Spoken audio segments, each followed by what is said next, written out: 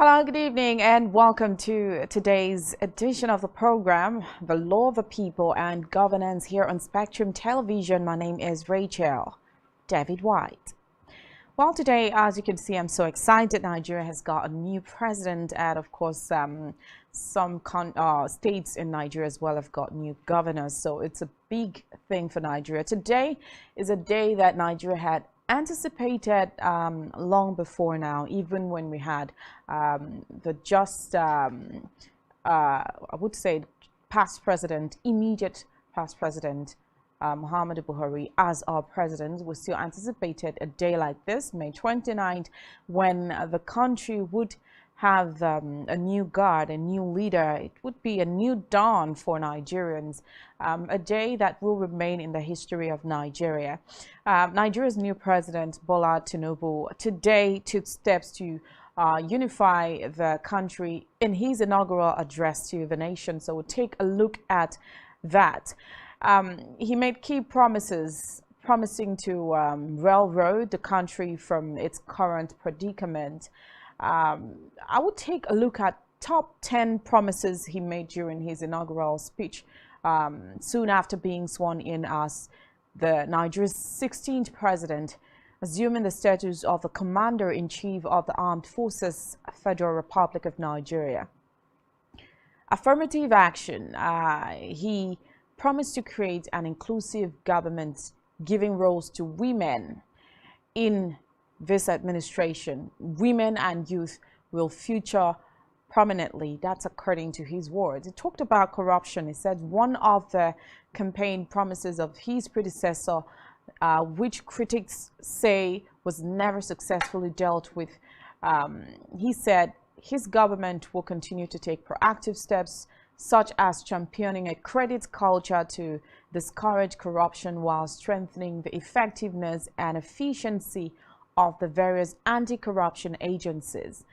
And talking about security, he said security shall be the top priority of his administration, with a promise reform both our security doctrine and its architecture, invest more in the security personnel, and this means more than an increase in number, and says he will provide better training, equipment, pay, and firepower. Coming to the economy, he says on the economy that he will target a higher GDP growth and to significantly reduce unemployment through budgetary reform to stimulate the economy without engendering inflation, and create an industrial policy where he will utilize the full range of fiscal measures to promote domestic manufacturing and lessen import dependency. Let's come to power. On power, he said electricity will become more accessible and affordable to business and homes alike. Power generation should nearly double, the transmission and distribution networks improved. He says he will encourage states to develop local sources as well. A good one. Coming to jobs, he vowed to create meaningful opportunities for the youths, and he said we shall honor our campaign commitment of 1 million new jobs in the digital economy. Let me pause there and remind us of something.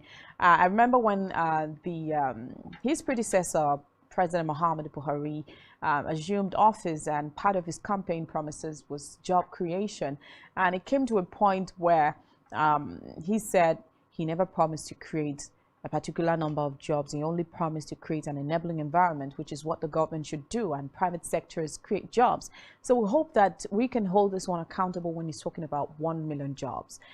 Okay, on agriculture, he said to protect wastages usually experienced from agricultural harvest, he promised to create commodity exchange boards to guarantee storage and enact a nationwide program for storage and other facilities to reduce spoilage and waste will be undertaken as well. He said agricultural hubs will be created throughout the nation to increase production and engage in value-added processing. And he said the livestock sector will be introduced to best modern practices and steps taken to minimize the perennial conflict over land and water resources in that sector. And on infrastructure, he said, well, he actually held the progress made by the Buhari's administration on infrastructure and said progress towards national networks of roads, rail, and ports shall be priority and attention.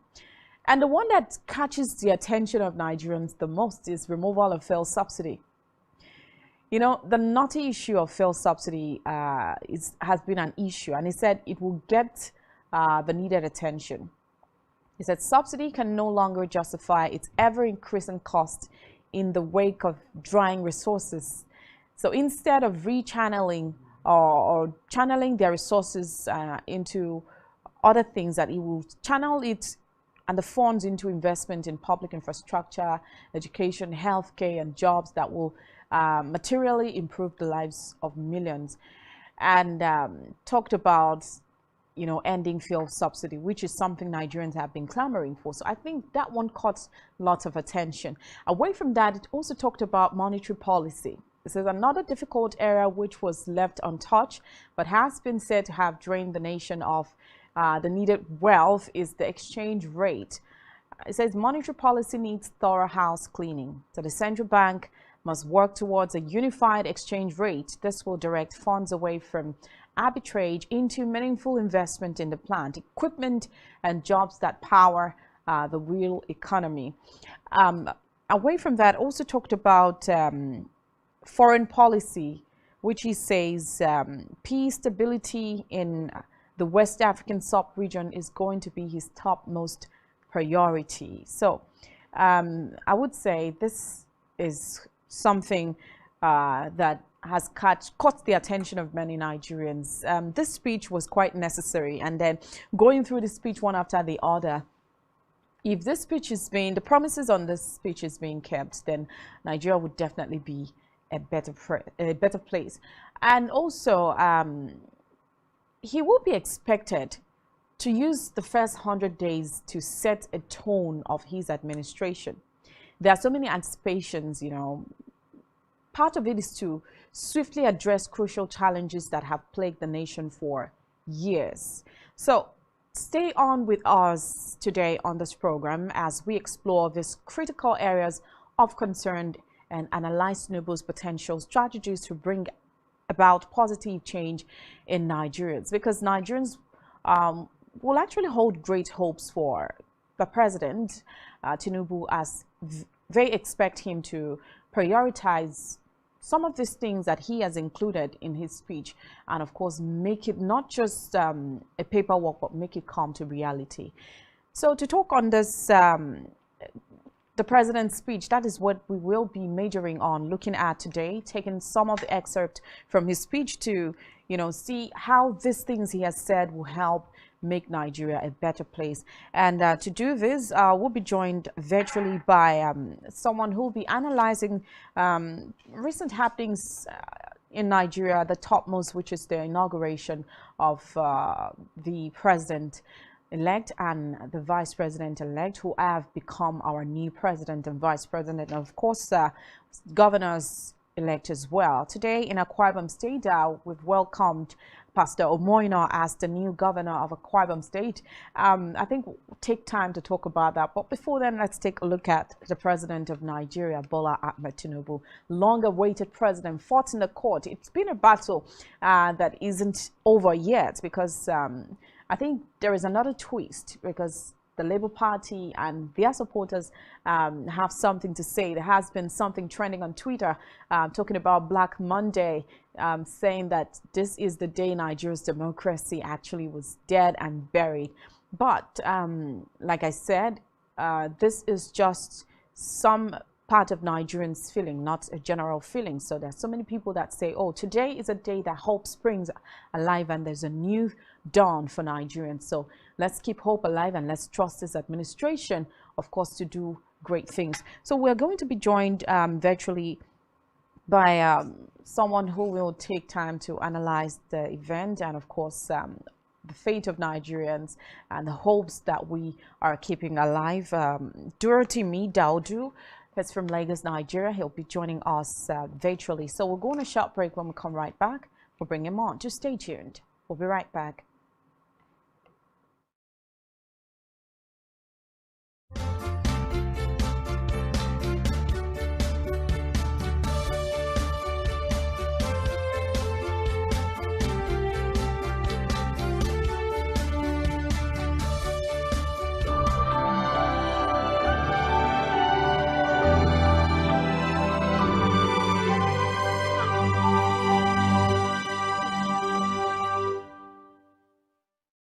Federal Republic of Nigeria, I will discharge my duties and perform my functions honestly, to the best of my ability, and faithfully, in accordance with the Constitution of the Federal Republic of Nigeria and the law.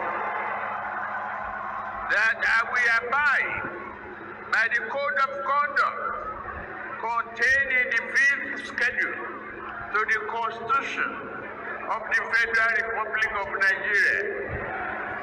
That I will not allow my personal interest to influence my official conduct or my decisions. That I will preserve, protect, and defend the Constitution of the Federal Republic of Nigeria. So, amigo.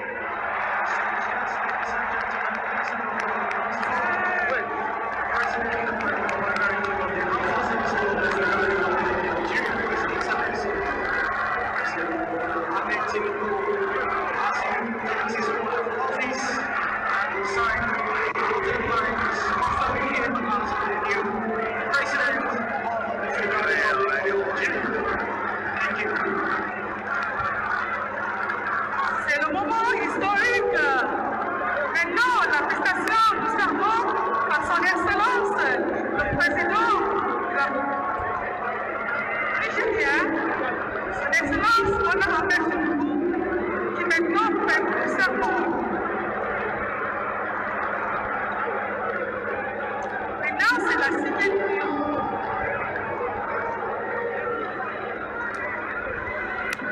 Vital President is signing. Just like her predecessor, we heartily welcome the 16th First Lady Federal Republic of Nigeria, Her Excellency, Senator Mrs. Oluremi Tinubu, wife of the 16th President and Commander-in-Chief of the Armed Forces, Federal Republic of Nigeria, His Excellency President Bola Ahmed Tinubu, an educationist, administrator, and philanthropist, Oluremi Tinubu, as First Lady of Lagos State, established Federal Republic of Nigeria, I will discharge my duties and perform my functions honestly. I've been shaped by the prayers of our founding fathers and other millions, and the collective sacrifices of us all. We have endured hardship that will have made other societies crumble. We have shouldered the heavy burden to arrive at this sublime moment where the prospect of a better future matches with our improved capacity to create that future. To the surprise of many, but not to ourselves, we have more firmly established this land as a democracy in both word and deed. Permit me to say a few words to my predecessor, President Muhammadu Buhari. Mr. President, former.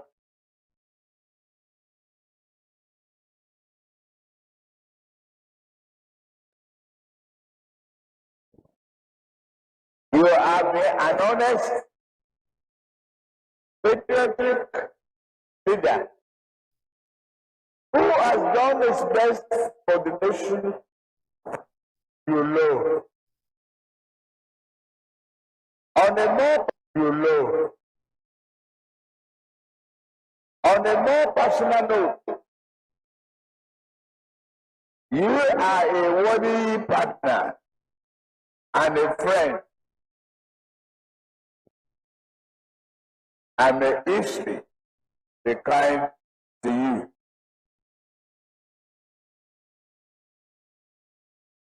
For many years, Nigeria's critics have trafficked that the rumor that our nation will break up, even perish.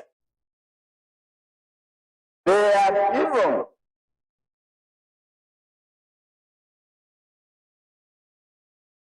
redesigned the map. Yet we are here. We have stumbled at times, but resilience and diversity have come. May make us bend at times, but it shall never break us. Instead, we stand forth as Africa's most populous nation and as the best, hope, and strongest champion of the black race.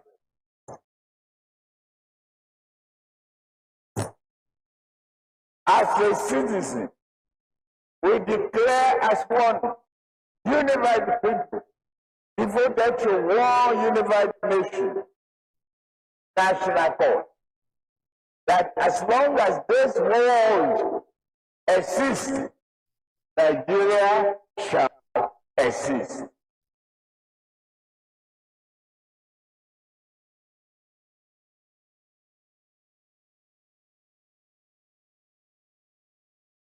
Get me back to the old man's impact there. General Yakubu Gowon.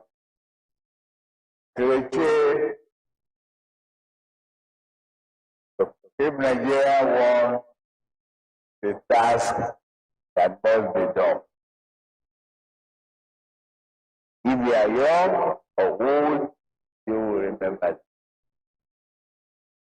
Today, faith and destiny join together to place the touch of human progress in our very hand.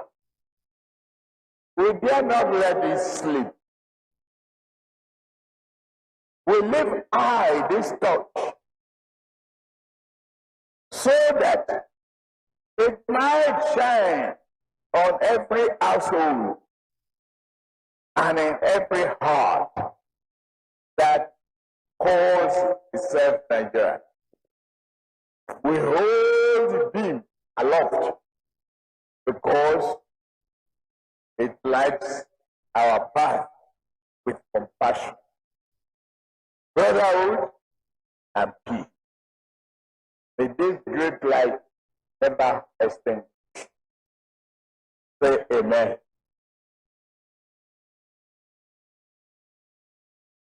Our administration will govern you only on your behalf, but never rule over you.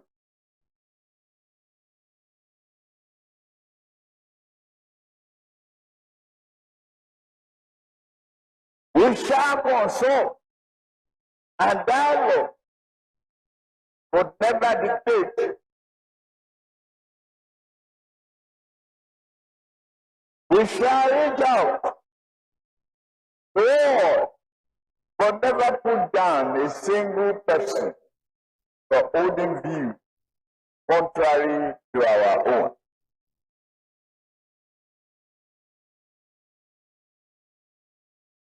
We are here to further mend and heal this nation, not tear and injure it.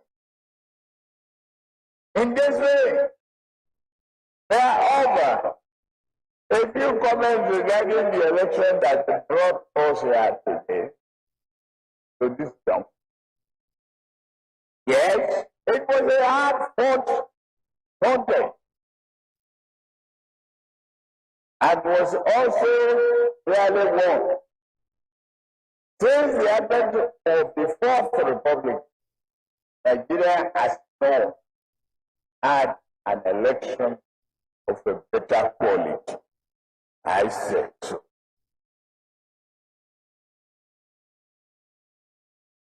The outcome reflected the will of the people. However, my victory does not render me any more Nigerian than my opponent. Nor does it.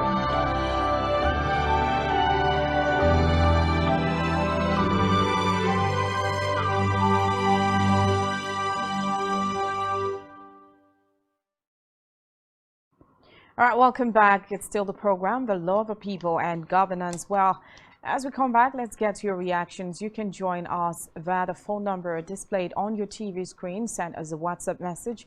You can call us, or you can send us a text message as well.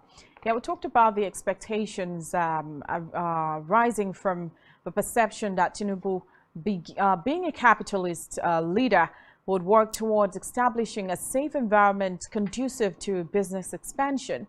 Moreover, considering his background in Western Nigeria, it is anticipated that Tinubu might adopt a resolute stance against terrorist activities and provide steadfast instructions to the military, potentially differing from his predecessor's approach. And Tinubu has firmly maintained his stance on the elimination of fuel subsidies without wavering.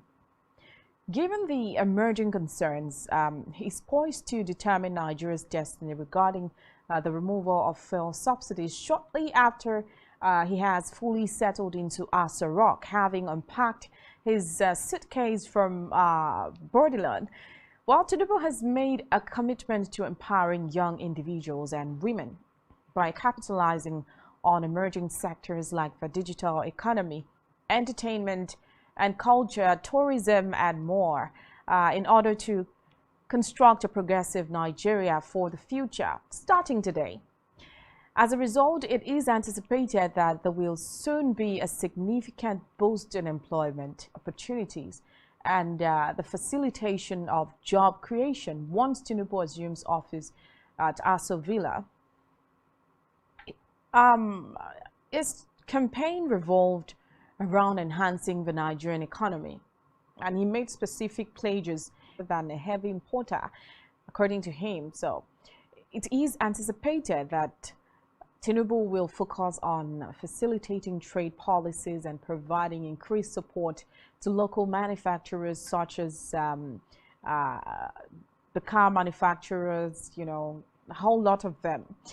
And Nigeria has faced persistent challenges in providing sufficient electricity, talking about electricity now, resulting in frequent blackout and a heavy dependence on alternative sources like generators.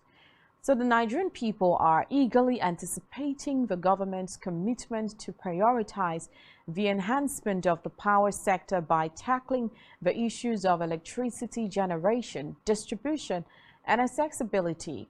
Recently, the government quietly removed subsidies from the power supply, leading to higher costs for citizens. So there is an expectation for improved quality as a result. And in this context, Tinubu via his manifesto has pledged to ensure the generation, transmission, and distribution of ample and affordable electricity, empowering Nigerians to illuminate their lives, homes, and aspirations. So at this point, I would say the much anticipated presidential inauguration has come and gone. With the swearing in of Bola Ahmed Tinubu, the question is, how excited are we about today's event? Do we have reservations? Are there things we expected and never came to pass? That's the question I'm throwing for you today. So feel free to join us by putting a call across to the number displayed on your TV screen. You can send us a WhatsApp or a text message. Let's see if we can try and connect our guest so he can answer some questions. Just stay tuned. We'll be back in a second.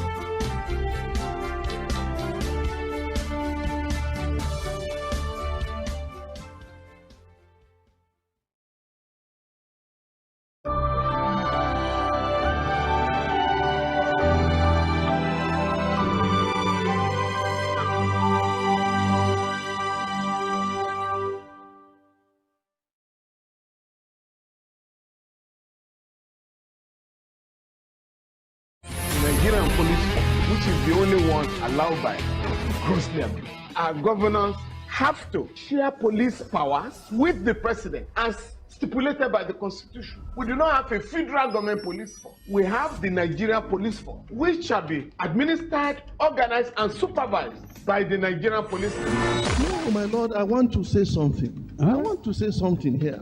Perhaps it might also enlarge the scope of people who should be invited here for examination. My lord, if we cannot find those who literally murdered Abiola, who are those people who could be said to be the beneficiaries of the death of Abiola? Rogers has linked you with some of the killings he did. He never did. He linked you with the attempted murder of Hebrew. He did not. My lord, the matters council is leading the evidence in our matters. Is this an adversary proceeding? It's not, my lord, but we can't be talking about cases which are in court. Is this an adversary proceeding? It's not, my lord. These cases are in court, my lord. I'm just reminding your lordship. My lord, sorry, my lord. I think I'll be in cross-examination. Legally Speaking, a program that deals with legal issues and questions we face as citizens of this amazing country, Nigeria. Legally Speaking. Join us every Friday from 5 p.m. to 6 p.m. for Legally Speaking.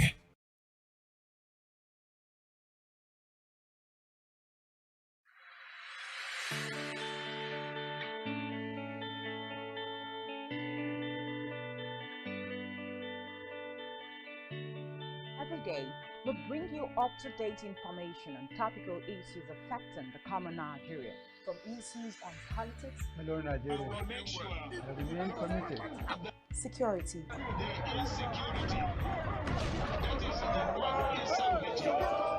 education, health, lifestyle, and so much more. Join Janice Kobum and Uyai Anyeken every weekday from 7 a.m. to 9 a.m. on Rise and Shine Daily, exclusive on Spectrum Television.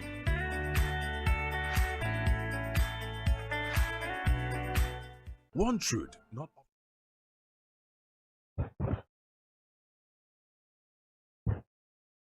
May I have your permission to march off the colors and rest of the parade, Your Excellency?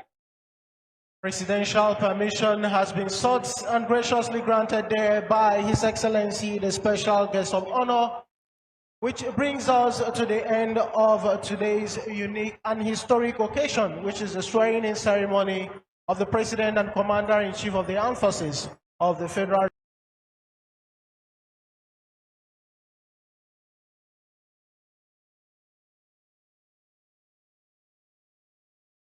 I've been and waste. All of that will be undertaken. Agricultural hubs will be created throughout the nation to increase production and engage in credit, promote credit, engage in value-added processing. The livestock will introduce the best modern practices and steps taken to minimize the perennial conflict.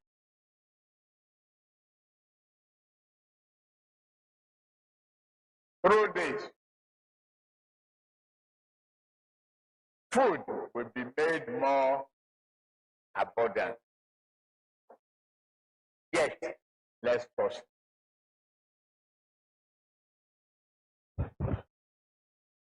Presidential permission has been sought and graciously granted there by His Excellency, the Special Guest of Honor, which brings us to the end of today's unique and historic occasion, which is the swearing-in ceremony of the President and Commander-in-Chief of the Armed Forces of the Federal.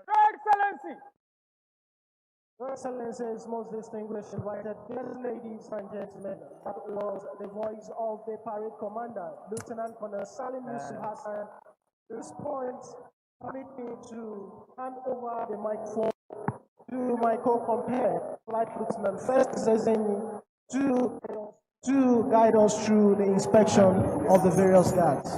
Thank you very much, Captain Godfrey Anebi Abapa, for the commentary so far. Distinguished guests, ladies and gentlemen, may I acquaint you with the citation on His Excellency, the Commander-in-Chief of the Armed Forces, Federal Republic of Nigeria, His Excellency President Bola Ahmed Tinubu, Grand Commander of the Order of the Federal Republic. The special guest of honor and reviewing officer for today's historic occasion, former Senator and two-term Governor of Lagos State, a founding member and former national leader of Nigeria's governing party, the All Progressives Congress, a notable progressive leader, His Excellency President Bola Ahmed Tinubu is a visionary who has made personal sacrifices to advance the common goal in Nigeria and beyond. His Excellency Bola Ahmed Tinubu obtained a degree in Business Administration, Accounting and Management from Chicago State University, Illinois, United States of America in 1970, Students Award, and also bagged a Certificate of Merit in Accounting and Finance. In his final year, he emerged President, Chicago State University Accounting Society. It should be worthy of mention that while still in the university, His Excellency Bola Ahmed Tinubu was headhunted for both international and local companies, including Mobile Nigeria, where he held important positions like Senior Auditor and Company Treasurer. He left the company to embark upon his political career in 1989. The battery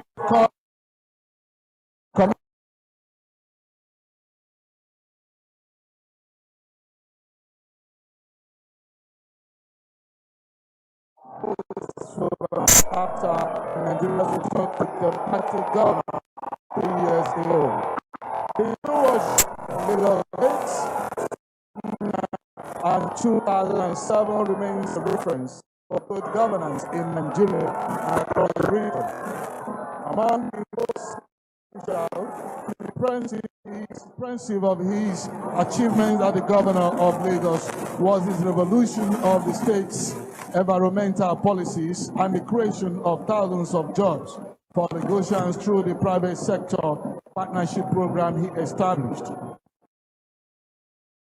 While governor of Lagos include education reforms under which now thriving mission schools were returned to their original owners after decades of government control. Free education and West African Examination Council forms for school leavers, giving underprivileged children access to further education, more career opportunities, and better life prospects. Civil service reforms, which led directly to the introduction of a more responsive and expert-led civil service in Lagos. Judicial reforms and the Lagos Master Plan Blueprint, which has been and continues to be followed with great success by all subsequent governors of Lagos. Also worthy of mention is that as a first-class financial strategist, His Excellency Bola Ahmed Tinubu overhauled and reformed government and revenue collection in the state, taking Lagos from a yearly internally generated revenue of 14.64 billion naira in 1999 to 60.31 billion naira in 2006. His innovations laid the groundwork necessary for Lagos to have the revenue to improve the state and modernize living conditions of all of its inhabitants. A graceful leader imbued with courage and commitment to justice. Bola Tinubu combines practical, political acumen, strategic vision, and moral principle. When the history of the first 2 decades of the 21st century in Nigeria is written, it will record Bola Tinubu's rare courage and foresight in guiding his party, the All Progressive Congress, to victory in 2015, and how, working with other patriots, he abolished the determined efforts of the then ruling party to turn Nigeria into a one-party state. His Excellency politics, game of power. Indeed, his democratic footprints go beyond Nigeria. They span the continent, especially in the immediate West African sub-region, where he has contributed personal resources, advice, and support to help sustained democracy and popular participation in many of the region's emergent democracies. His Excellency, foremost nationalist and champions of federalism. As one of the few leaders and champions of democracy with the potential and experience to improve people, Bola Tinubu is the very best man, and today the 16th President and Commander-in-Chief of the Armed Forces of the Federal Republic of Nigeria. His Excellency President Bola Ahmed Tinubu is happily married to his lovely wife, the 16th First Lady of the Federal Republic of Nigeria, Her Excellency Senator Mrs. Oluremi Tinubu, and the union is blessed with amazing children. Mesdames et messieurs, Son Excellence le 16e président de la République fédérale du Nigeria et commandant en chef des forces armées du Nigeria, JCFR, est né le 29 mars 1952. Il a été 2 fois le gouverneur d'État de Lagos, pendant laquelle il a fait des réformes durables dans les domaines pédagogiques, financiers, judiciaires et la création des emplois. Son Excellence a eu sa licence en l'administration des affaires, comptabilité et la gestion à l'université de l'unité supérieure à Mobile.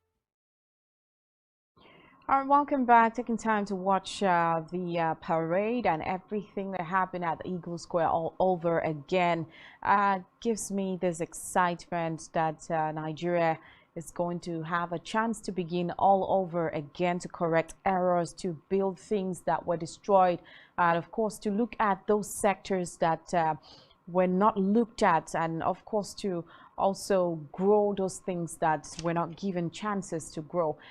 Yes, we're being joined virtually by Dorothy Daudu from Lagos State. Welcome to the show. It's a pleasure.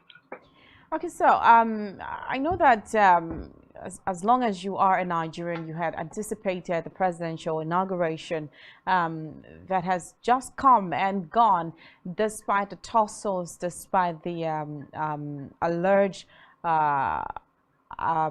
interim government plot and all of those things that were pre-informed about.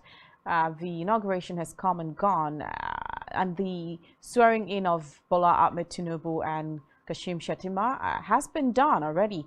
How excited were you about today's event, or do you have any reservations? Well, I wouldn't say I was excited, but I followed the programs carefully, and I think I'm just like every regular Nigerian citizen, not particularly excited, but at least it's the end of a particular era and the beginning of a new one with Bola Ahmed Tinubu, being sworn in as the next president. Okay, well, the lead up to this event was characterized by intriguing speculations on an attempt to illegally stop it, which I talked about, or legally prevent it. So now that it has happened, do you feel all these insinuations and concerns will die off? I know that we still have the Labour Party presidential candidate, Peter Obi, still believing that he still has a chance. Well, I believe that, by the virtue of the inauguration, Bola Ahmed Tinubu has become the most protected Nigerian. So I think that some of those speculations that, the inauguration will be stopped, or there might be any threats to, anyone around him, I think that's That's it's done now. It's done and over. So I think that's way past now. Okay, let's shift away to the inaugural address. The president elects current president of Nigeria, normal president-elect inaugural address came with a bombshell, the confirmation of scrapping of subsidy, which is one of the things that caught Nigeria's attention. Were you surprised, or was it to be expected that when he comes in, he's going to talk about the monetary policy and even stopping subsidy removal?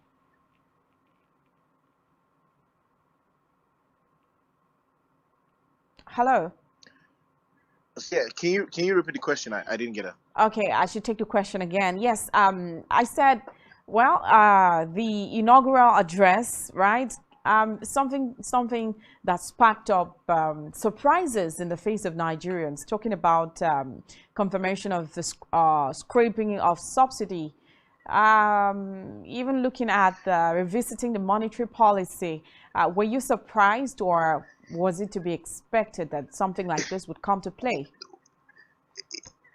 Yes, I don't think it should be surprising to any Nigerian that followed the elections, all through. Bola Ahmed Tinubu, as well as many of the other presidential candidates, Atiku, Obi, and a whole lot of them, actually said they were going to remove fuel subsidies, and even the previous administration had been going back and forth, with it, and it was already said that it was going to go, later this year, right? So. But it's amazing that a whole lot of Nigerians, including those that voted for, Tinubu, are online and are talking about the removal of fuel subsidy. But it's something that he even bragged during the campaign that he was going to remove fuel subsidy, and not even a protest will stop it. So it wasn't surprising to me, and that's why Nigerians need to know that elections have consequences. And you need to follow up, with the plans and ideas and manifestos of these different candidates and parties during the election, so that you don't get, taken by surprise. So I don't think there's anything that Tinubu would do right now that would surprise me, because I followed all of their plans. I read all of the manifestos. It was not about, oh, this person is from my region, so I trust him the most. No. Actually followed up with their policies and their ideas way before the election. So I don't think there's anything that Tinubu has said in the inaugural speech that should come off as surprising to anyone. There are some things that he said that is a sharp contrast from what his supporters say online.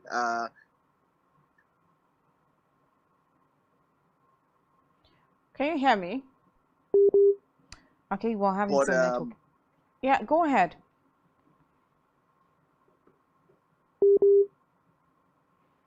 Okay, we're still having some network issues. I'm just wondering. Yeah, he's talked about the past administrations trying to look into removal of fuel subsidy, having difficulties, of course, going back and forth with that decision. But for it to have been passed to Bola Ahmed Tinubu, we're just wondering, how crucial it was to make that decision. Are you back online? Hello, can you hear me? Okay, we're still having difficulties connecting back to him. I just hope that when he's able to connect, he's going to let us know.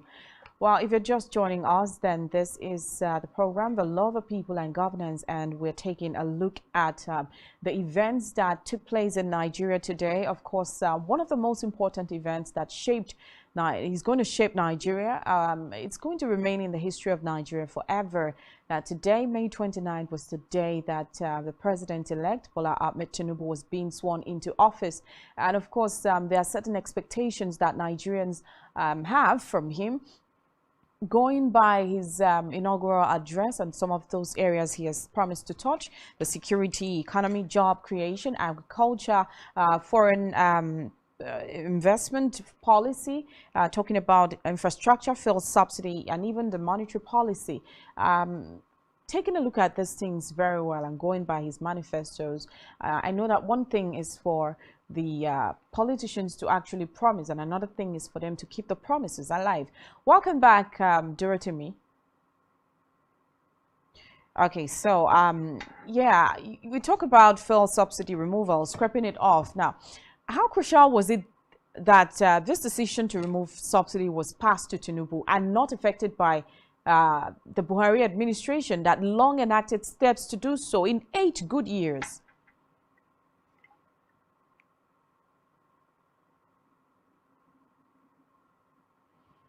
Can you hear me?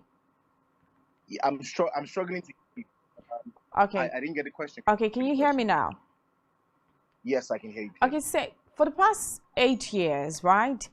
The Buhari administration, had struggled that long to enact, steps or to, let's say, take away subsidy, right? And this has been passed to Tinubu's administration. So I'm asking, how crucial was that decision to remove fuel subsidy? Okay, how crucial was it that this decision to remove fuel subsidy was passed to Tinubu and not affected by Buhari's administration, that long enacted steps to do so? Well, I think that it is something that no leader would want it to be done in his own time because of the reactions, So I'm sure that the Buhari. So you're saying it was a deliberate act? Yes, I think it was a deliberate act. This is not the only thing that Buhari handed over to his successor. There are other issues that he just kept and handed over. But this particular one, it was carefully. I think it was carefully structured to take effect from the next administration, and also the way it was also done is also smart. That Tinubu can also claim that, well, it wasn't him, it was done in the like what he said today, right? There's no provision in the budget for subsidies this time around, so it's already off. So okay, so really are you saying that it's likely that this fuel subsidy removal thing would just linger around and would be passed to another administration as well? It's affected. There's no way it's not going to be affected, because according to what Tinubu said today, there's no provision for it, or it's already gone. It's already gone. So it's going to have to be affected, except he plans to reverse it through any means possible, but it's going to be affected. I don't think this is something that will linger on. And he already bragged. Let's not forget that during the election, during the campaign, he bragged that he was going to remove it, regardless of who was going to protest it or speak up against it. So it's something that is here to stay, But are you satisfied with the modalities on ground to checkmate the adverse effect of this policy, right? The adverse effects the policy would have on the people, should the government have delayed this a bit longer? Do you think it should have been delayed a bit longer? Yes, I think that it should have been delayed. It should have been delayed. I don't think that many Nigerians can, at this particular time, cope with the effects. So personally, to me, I'm even against, subsidy removal, until our refineries are fixed and fully operational, which the last administration, the Buhari administration, promised to fix up all refinery per year, and all of those other promises, and one would have expected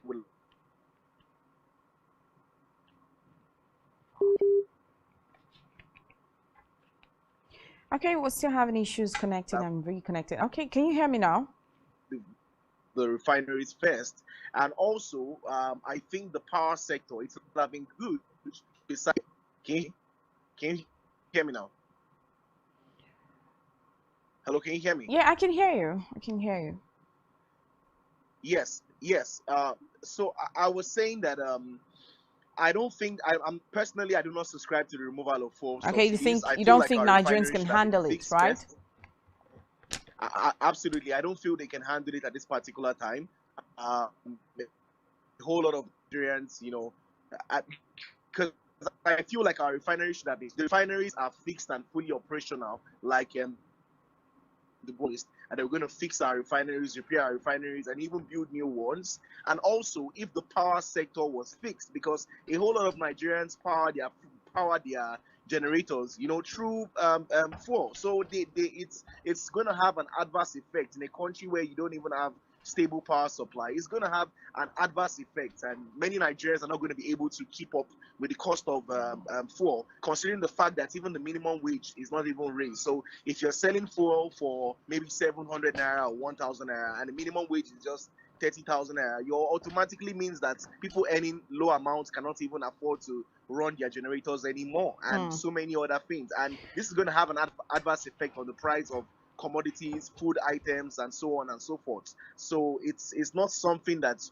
should have been done, right now. And if you also remember that subsidies have been removed from diesel, kerosene, I think gas. So where is the effect? How are we feeling the effects? How has those subsidies been reinvested back into the people or the society? Right? It's inexistent. So there's no assurance that this would also, several candidates have said, okay, they're going to take the money and put it back into the society in other ways. Okay, Dorothy, thank you so much. I wish we had time to talk much longer. The ones that they've already removed. Can you hear me? The one, yes.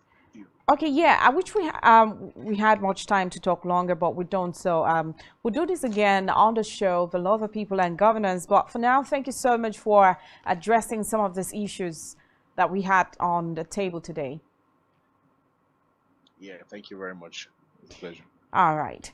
Okay, at this time, I'd like to tell the people that this is where we close the curtains for today on the show. It's been a great day, and of course, this is a day that will everly be remembered in Nigeria, and we'll talk about this often because this day has a lot of roles to play in the life of every Nigerians out there and in the Nigerian economy as well. So we'll take time to talk about this much later. For now, don't forget to follow us on YouTube and follow us on social media.